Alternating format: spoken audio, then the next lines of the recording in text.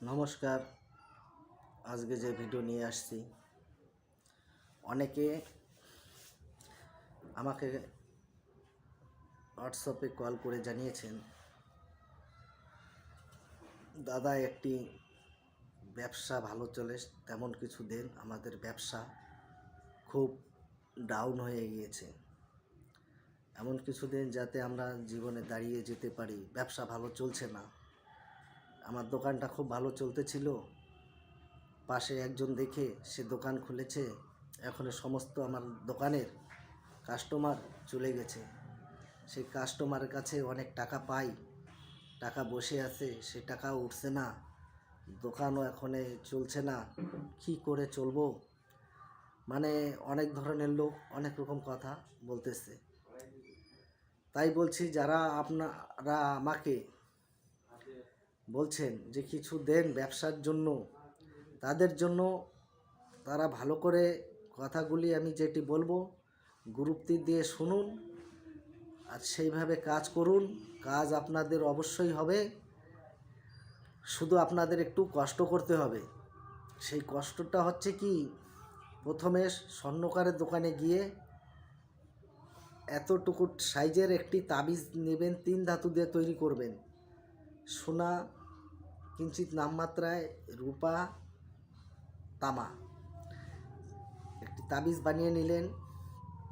বানিয়ে নেওয়ার পরে দেখবেন অনেক সময় ঘরে বাইরে রাস্তা দিয়ে বড় বড় সাইজের এক ধরনের কালো পিঁপড়ে হেঁটে যায়, লাইন দিয়ে যায়। লাইন দিয়ে যে পিঁপড়ে হেঁটে যায়, সেই লাইনের মধ্যে দেখবেন অনেক সময় ডিমও থাকে পেটে। সেই লাইনের প্রথম যে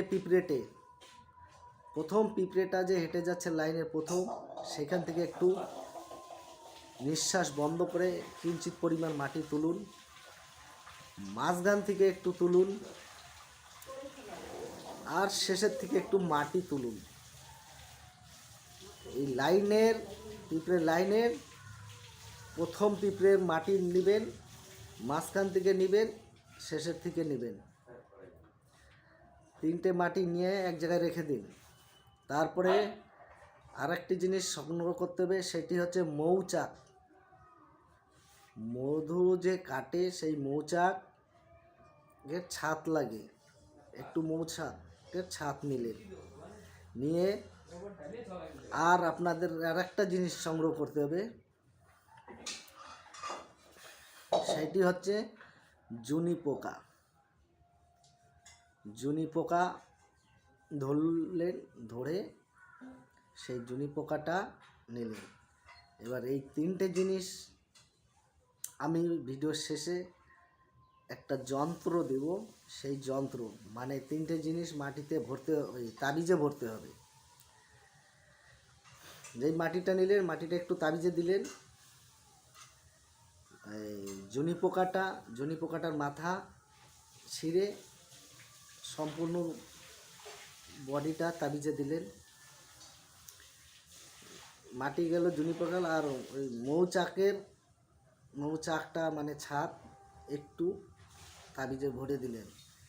আর যে যন্ত্র দিব, সেই যন্ত্র এই কাজ করতে হবে শুক্রবার না হলে মঙ্গলবারে, এই তাবিজ ভরার নিয়ম। আর একটা সবথেকে খুব ভালো কাজ হয় পূর্ণিমার দিনে, যদি তাবিজ ভরতে পারেন।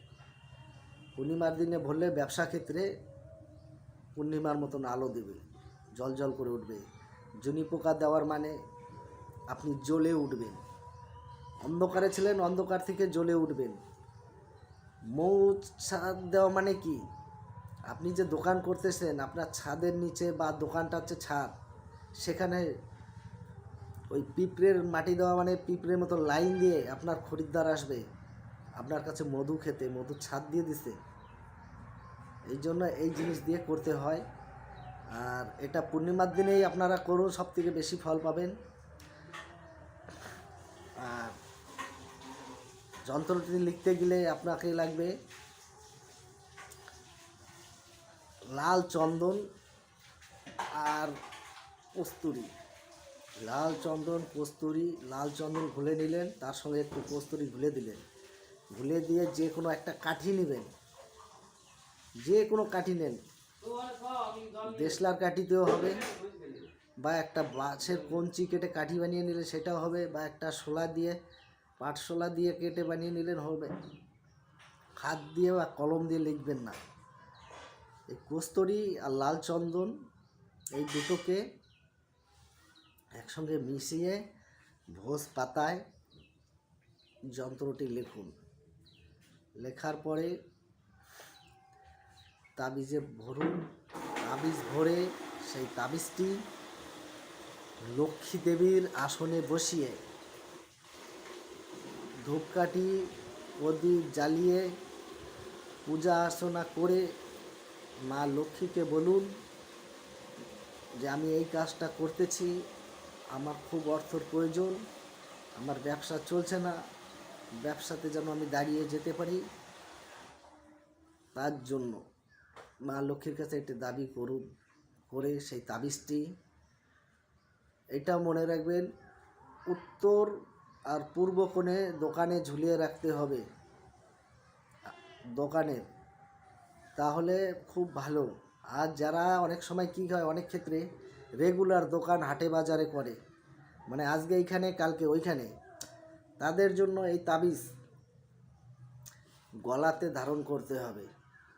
যিনি ব্যবসায় বসবেন গলাতে ধারণ করলেন, আজকে এক জায়গায় গেলেন, অন্য হাটে গলায় ধারণ করলেন, আবার ওটা খুলে রেখে দিতে হবে।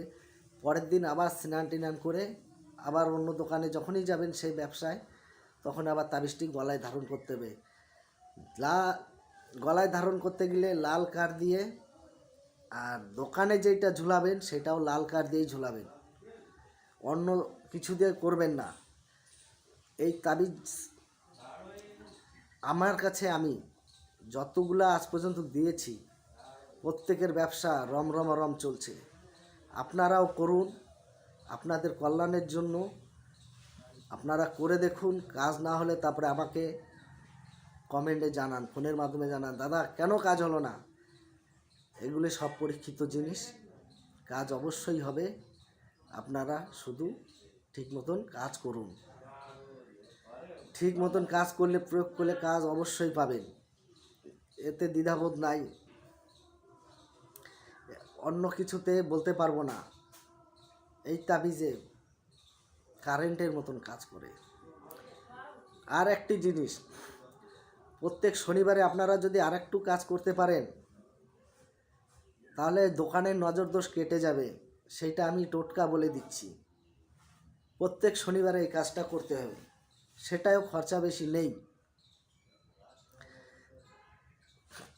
গোবর থাকে না, গরুর পায়খানা যেটা গোবর, সেই গোবর দিয়ে একটা প্রদীপ তৈরি করুন। প্রদীপ তৈরি করলেন, তিলের তেল নিলেন, ওই প্রদীপটা আপনার দোকানের দরজার মাঝখানে জ্বালাইতে হবে তিলের তেল দিয়ে, সলতে লাগিয়ে। ওর ভিতরে একটু গুড় দিবেন। কোন গুড় দিবেন? যেই গুড়টি আমরা পূজায় লাগে, আমাদের আখের গুড় বলে, সেই গুড়টি দিয়ে জ্বালান দোকানে প্রত্যেক শনিবারে। আর এই তাবিজটা লাগিয়ে রাখেন, কারণ আপনার দোকান যখন চলবে তখন লোকের হিংসা হয়ে যাবে, আশেপাশের দোকানদার কি করবে, জ্বলবে, তার তখন লেগে যায় নজর। এই নজরটা খুব খারাপ, তার জন্য আপনি এই নজর কাটাবেন। গোবর দিয়ে প্রদীপ তৈরি করুন, প্রদীপ জ্বালান দরজার গেটের সামনে, ওই প্রদীপের ভেতরে একটু গুড় রাখবেন, গুড় দিয়ে দিবেন। প্রত্যেক শনিবারে এই কাজ করুন, আর এই তাবিজ বানিয়ে ঝুলে দিন। আপনাকে কেউ কিচ্ছু করতে পারবে না। ব্যবসার দিক থেকে রমরমারম ব্যবসা চলবে। এই যেই টোটকাটা দিলাম নজর দোষ কাটানোর, এই টোটকাটা আপনারা বাড়িতেও করতে পারেন। গোবর দিয়ে প্রদীপ বানিয়ে সন্ধ্যার সময় দরজার সামনে গুড় দিয়ে প্রদীপটা জ্বালান তিলের তেল দিয়ে, দেখবেন বাড়িরও যদি নজর লেগে থাকে সেটাও কেটে যাবে। এই ক্রিয়া করতে হবে শনিবারে, অন্য দিনে করলে হবে না। যাই হোক, আপনারা আমার সাথে থাকুন, আমার চ্যানেলটাকে সাবস্ক্রাইব করে যত তাড়াতাড়ি পারেন 1000 সাবস্ক্রাইবার করে দিন, যাতে আমি আরও ভালো ভালো ভিডিও দিতে পারি। আর কথা বাড়াবো না। ভালো ভিডিও এডিট না করতে পারলে কি হবে?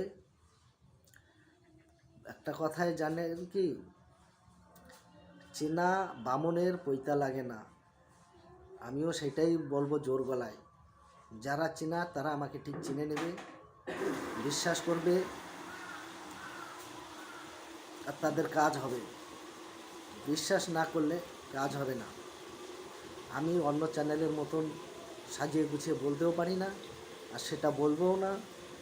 বৃক্ষ তোমার নাম কি, ফলে পরিচয়। আপনারা গাছ দেখছেন, গাছকে বলতেছেন বৃক্ষ তোমার নাম কি, গাছ কি বলছে, ফলে পরিচয়। আর আমিও সেটাই বলবো। আমার চেহারা বা আমার চ্যানেল দেখে লাভ নেই। আমি যেটা বলতেছি সেইটা গুরুত্ব দিয়ে আপনারা শুনুন, সেইভাবে কাজ করুন, অবশ্যই ফল পাবেন।